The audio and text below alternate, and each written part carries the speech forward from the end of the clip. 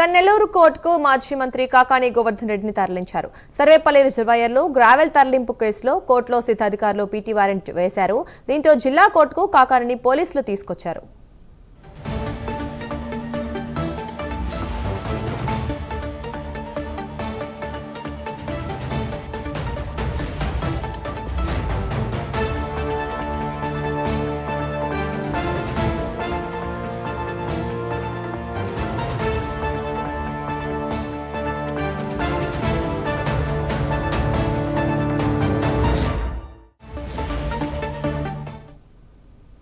నెల్లూరు కోర్టుకు మాజీ మంత్రి కాకాని గోవర్ధన్ రెడ్డిని తరలించారు. సర్వేపల్లి రిజర్వాయర్లో గ్రావెల్ తరలింపు కేసులో కోర్టులో సిట్ అధికారులు పీటీ వారెంట్ వేశారు.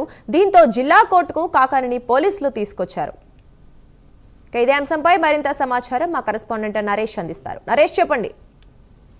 దుర్గా, మాజీ మంత్రి కాకాని గోవర్ధన్ రెడ్డి ప్రస్తుతం రిమాండ్ లో సెంట్రల్ జైలు నెల్లూరులో ఉన్నారు. అయితే ఈ రోజు బెయిల్ పిటిషన్ పై వాయిదా జరుగుతున్నటువంటి నేపథ్యంలో ఎస్సీ కోర్టుకు సంబంధించి ఈ రోజు 4:30 ఆయన్ని నెల్లూరు జిల్లా కోర్టుకు తీసుకురావడం జరిగింది. అయితే బెయిల్ పిటిషన్ సంబంధించి అదేవిధంగా వెంకటాచలం సంబంధించినటువంటి గ్రావెల్ విషయంలో ఇప్పటికే సిట్ అధికారులు ఇటు పోలీస్ కస్టడీ కోరేందుకు కూడా బెయిల్ పిటిషన్ వేయడంతో ఈ రోజు వాదనలు జరుగుతా ఉన్నాయి. ఒకవైపు బెయిల్ పిటిషన్ పై వాదనలు జరుగుతున్నటువంటి నేపథ్యంలో మరోవైపు గ్రావెల్ కి సంబంధించినటువంటి ఎంపీ మాగుంట శ్రీనివాసరెడ్డి ఫోర్జరీ సంతకం సంబంధించి ఇప్పటికే కోట్ల రూపాయలు గ్రావెల్ కొల్లగొట్టారనే నేపథ్యంలోనే ఇప్పటికే కేసు నమోదైనటువంటి నేపథ్యంలో ఒక విచారణ జరుగుతుంది. ఇప్పటికే సిట్ అధికారి అయినటువంటి బాపట్ల డిఎస్పీ రామాంజనేయుల యొక్క ఆధ్వర్యంలో సిట్ విచారణ జరుగుతుంది. సిట్ సంబంధించినటువంటి అధికారులు తమ కస్టడీకి కావాలని కోరారు. ఈ నేపథ్యంలోనే ఇటు కోర్టులో కూడా పిటిషన్ దాఖలు చేయడం జరిగింది. ఒకవైపు బెయిల్ పిటిషన్ సంబంధించినటువంటి వాదనలు, మరోవైపు పోలీస్ కస్టడీకి సంబంధించినటువంటి వాటి మీద కూడా పూర్తి స్థాయిలో కూడా నెల్లూరు ఎస్సీ కోర్టులో ప్రస్తుతం వాదనలు జరుగుతా ఉన్నాయి. మరి పోలీస్ కస్టడీకి ఇచ్చేటువంటి అవకాశాలు దాదాపు కూడా ఉన్నట్లుగా తెలుస్తా ఉంది. మాజీ మంత్రి కాకాని గోవర్ధన్ రెడ్డిని మరి కాసేపటి క్రితమే కోర్టులో లోపలికి తీసుకెళ్లడం జరిగింది. మరి వాదనలు పూర్తయిన తర్వాత ఒకవైపు కాకాని గోవర్ధన్ సంబంధించినటువంటి లాయర్లు రోజారెడ్డి అయ్యుండొచ్చు, ఉమా మహేశ్వర రెడ్డి అయ్యుండొచ్చు, అదేవిధంగా ఒకవైపు పోలీసులు ఇటు ప్రభుత్వం తరఫున ఉన్నారు.